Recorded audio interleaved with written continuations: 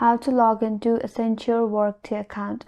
Hi everyone, this is Kate and welcome back to another video, and in this video we will see how we can log in into Accenture Workday account. So without any further delay, let's get started.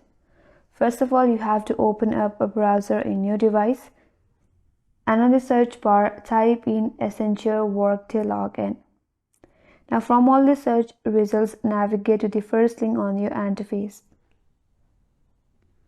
Now from here, tap on the hamburger icon or three-line icon underneath Accept Cookies button on your right hand side of your interface. From here, select the option to sign in and tap on it. Now you will have this login portal in your interface. Here you have to type in your email address and password associated with your account. Enter your correct login credentials, and after that tap on sign in. If you have entered the correct login credential, you will be logged in with your Accenture account.